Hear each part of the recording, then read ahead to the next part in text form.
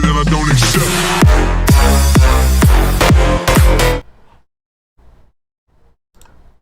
Okay, let's go.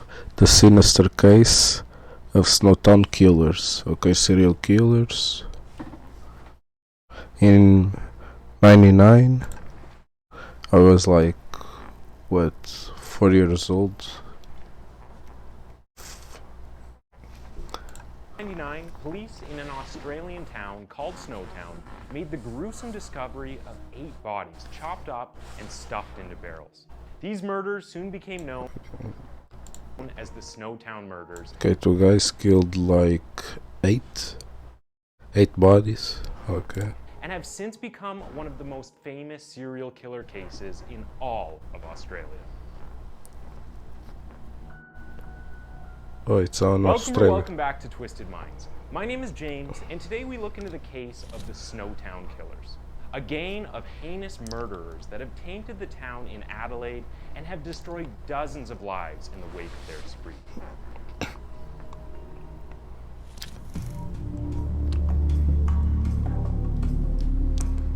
The sleepy country town of SNOWTOWN is situated off a rural highway amongst southern Australian farmland. It's so small that, apart from a few dirt roads, a pub, and a corner shop, there isn't very much else. It was widely unknown to the people of Australia until the 20th of May, 1999, when people began to go missing. Eventually, officers turned up at an abandoned former bank vault, where they discovered that someone had made a very large deposit. Inside the vault, 6 large plastic barrels were found, with the remains of decomposing bodies that had been mutilated and filled with acid. Because of the number of human body parts found, it took extensive scientific tests to establish how many bodies there were. There were 8 bodies found in 6 barrels. The shock of the nation only intensified after it was revealed that the murderers and mutilations were not just committed by a single person, but rather 4 men who had started their own little murder club. Okay, it was not 2 but 4 serial killers. It was a group. Oh. And how? Like, they use acid to dispose the corpse, but with like barrels. Although discovering the group responsible for the 8 murders, the killings didn't end there.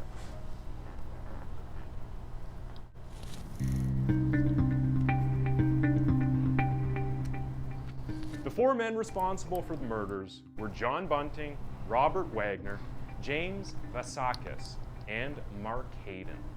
John Bunting, the leader of the gang, was born on the 4th of September 1966 in Inala, Queensland. Experts believed that he had shown all the telltale signs of a serial killer from childhood. He was disruptive, a bully, and enjoyed torturing and killing animals.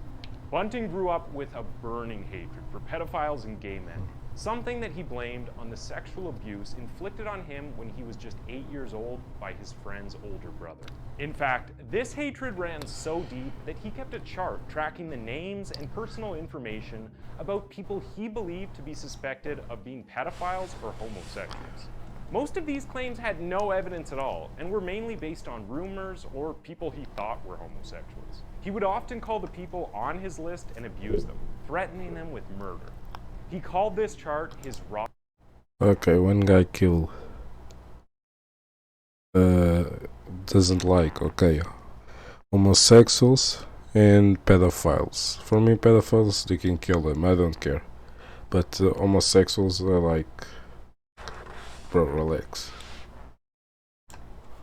Spider wall, which was a reference to the Australian slang term for pedophiles that is mostly used in prison. Despite being troublesome as a child and pure evil as an adult, Bunting has been described as charismatic, kind, compassionate, and a good listener. It was this likability and social skills that allowed him to befriend people and make them feel connected to him, something which would eventually lead to them doing anything he said. As mentioned before, however, this kind-appearing man harbored some psychopathic tendencies. From an early age, Bunting was fascinated with weapons and how to inflict the maximum amount of pain. He even killed his friend's dog once, just for fun. What? He was also obsessed with the idea of destroying bodies. which led him to work in a crematorium. He also killed and skinned cats and bragged about how much he enjoyed slaughtering animals at a meat company he briefly worked at. All of this man's attributes turned him into the perfect storm when it comes to creating a serial killer. He was charismatic and a manipulator. He was obsessed with pain, death, and mutilation. He had deep-seated trauma and hatred, and he didn't care for anyone but himself. He just likes to kill people. What? Robert Wagner was born on the 28th of November, 1971 Okay, the second in guy. Parramatta, New South Wales. Like John Bunting, Wagner also had a hatred for pedophiles and claimed the only reason he helped with the murders was because he was trying to do good. At his trial, he said pedophiles were doing terrible things to children. The authorities didn't do anything about it. I decided to take action. I took that action. Thank you. It is important to remember that a lot of the allegations about being pedophiles had no evidence when it came to the murder victims. Wagner and Bunting first met in 1991, just before the killings began. The two soon became thick as thieves, and with Bunting's encouragement, Wagner helped with the torture of the group's victims, as well as murdering them once they had enough fun. If you think that sounds bad, just wait until you hear about what Wagner also did to the victims. But we will get into that later in the video.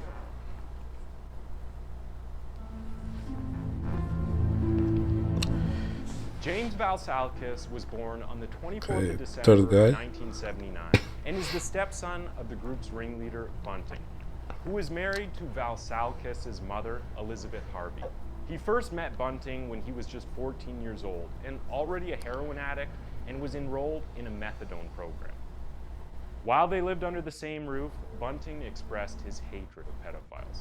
Valsalkis later confided in his stepdad that his older brother, Troy Youd, had molested him as a teenager. Wait, Bunting suggested that the two punish this brother by killing him, a suggestion that would eventually become a reality. Mark Hayden, who was born on the 4th of December, 1958, was never proven to be a killer, but did help the three men get rid of the bodies. Unbelievably, one of the bodies he helped get rid of was that of his wife, Elizabeth Hayden. He also helped with removing the body of Vasakis' brother, Troy. In 1991, Hayden returned to the old bank vault that would later store the 6 infamous barrels. Bunting met Mark as well as Wagner when he moved into a Salisbury North home in 1991. Hypocritically, Bunting, a man who claimed to hate gay men, became friends with Wagner and his boyfriend Barry Lane. So, keeping that in mind, were some of the crimes purely because of someone's sexual orientation, or was it just a madman's sick excuse to validate to his fellow friends the reason why he kills? I mean, who would feel safe around a psychopath who would just kill anyone?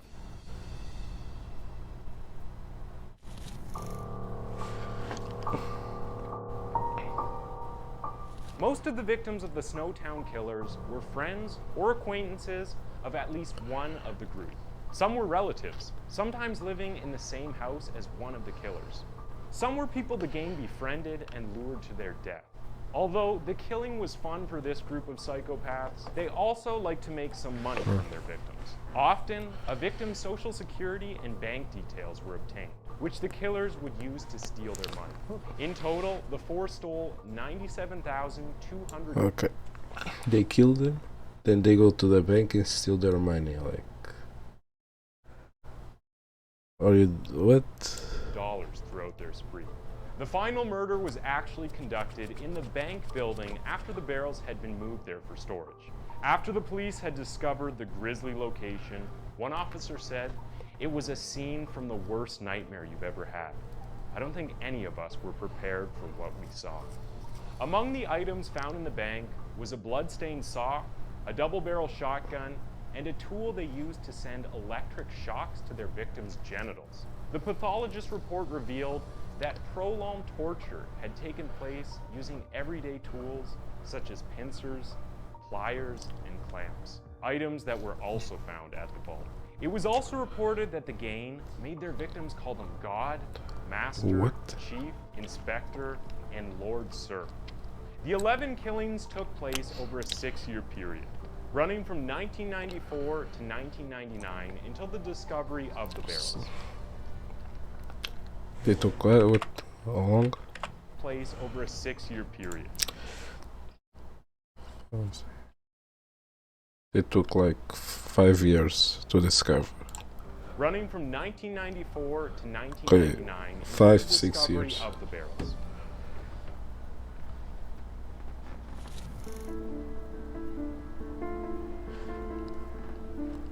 "22-year-old Clinton Trezzi was the first victim of John Bunting, whose body was found buried in a town near Adelaide in 1994. He was killed by Bunting with a hammer after being accused of being a pedophile. Ray Davies lived in a caravan on an island of a pensioner named Susanna Okay, one Allen, die and was pedophile. accused of sexually abusing her grandchildren. In an act of Wait, vigilantism, accused of sexually He abuses his, like, what? Grandchildren. Bro, that's disgusting as hell, bro. What? abusing her grandchildren. In an act of vigilantism, Wagner and Bunting garroted their victim with a piece of rope and a tire lever. This was after a lengthy period of having his genitals hit with clubs in a bathtub and having his toe completely crushed with pliers. Elizabeth Hayden, the wife of the gang member Mark Hayden, was apparently killed after she turned down Bunting for sex. Although Mark didn't kill her, he still disposed of the body. Now, how warped must you be to help Bunting, the man who killed his wife, after trying it on with her? It's just mind-blowing how much control he had over the other members of this group. Michael Gardner, who was just 19, was a gay teen who would often cross-dress. In the sick minds of Wagner and Bunting, Gardner deserved to be strangled to death. No matter how much Bunting tried to claim he was protecting children by killing predators, how would he explain taking the life of a teen just for his sexual orientation? Okay, Barry Lane what? was in a relationship with Wagner when he He first met strangled Bunting, a gay but person? that What? didn't save him from these What? monsters. In another act of incredible hypocrisy, Lane was killed for being gay by his own boyfriend. Lane was tortured and strangled before his body was wrapped in carpet and placed in one of the barrels. Gavin Porter briefly lived with Vasakis, as the two were both on the same methadone program. One day, while working on his car, Porter fell asleep on the back seat. Bunting and Wagner used the opportunity to strangle the man to death. We have briefly mentioned the death of Vasakis' brother, but didn't go into detail. Well, on the night of his death, he was beaten with wooden planks while sleeping and then forced to apologize to Vasakis for the alleged abuse before being killed. What? Frederick Brooks was the son of a woman named Jody Elliott, who was previously engaged to Bunting. His sister, Elizabeth Hayden, was also one of the victims of the SNOWTOWN Killers, as she was the wife of Mark Hayden. Brooks was handcuffed, gagged, and tortured before he was killed. Gary O'Dyer had brain damage after a car crash. This made him the perfect victim for the three cowards who visited him for a few drinks, but ended up torturing him and killing him. David Johnson would be the last victim of the SNOWTOWN Wait. Killers, and was He's a brain dead. Why you kill him? Like, what he do?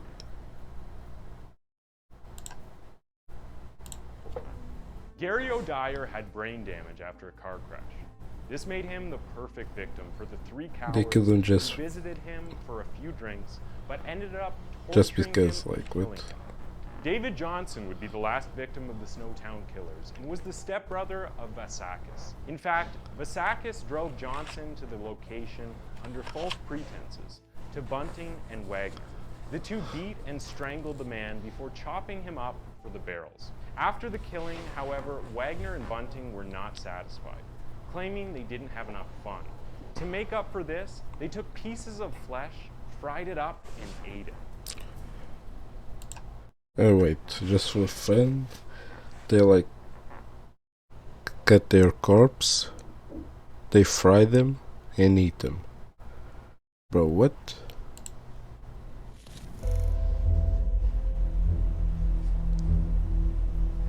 Although the group are known as the SNOWTOWN Killers, only one of the murders actually happened in Snowtown. The rest happened in different places across Australia. The killers decided to move most of the bodies to the barrels in Snowtown after hearing that police were investigating multiple disappearances. Unfortunately for these animals, locals became suspicious about the newcomers in the area and told the police, who were then led to the bank vault rented by Mark Hayden. The four men were quickly arrested and went through a lengthy trial. In fact, it was the longest criminal trial in South Australia's history, due to the number of victims and the amount of information to sort through. John Bunting was convicted for the part he played in killing the 11 Okay, in the total they all kill 11 people. And they put on the barrels, on 6 barrel with acid. Like, they're all pedophiles, except one guy that was homosexual. victims and was accused of a 12th, which was never proven. I wanted He's this currently because serving 11 life sentences without the possibility of parole. Robert Wagner is currently serving 10 consecutive life sentences, 10 although years. he only pled guilty to 3 of the charges. James Vasakis is currently serving 4 life sentences in prison for his role in the murder. For a life He sentence. pled guilty to all 4 charges and was granted a suppression order, which meant that his image would be kept out of the media if he gave evidence against Bunting and Wagner. Mark Hayden was not convicted of murder, although he was found guilty of helping the others get rid of the bodies. Because of this, he was sentenced to 25 years behind bars. People think that some of the scariest things in Australia are the spiders the size of your hand, or the crocodiles that would make Captain Hook's mustache stick up. But after hearing the horrific story of the SNOWTOWN Killers, that opinion might just change. There's some In 2011, psychopaths in a this study world. into the relationship of murder victims and their killers was conducted by the FBI. It turned out that 54.3% of them were killed by someone they knew, an acquaintance, neighbor, friend, or partner, just like the victims of the SNOWTOWN Killers.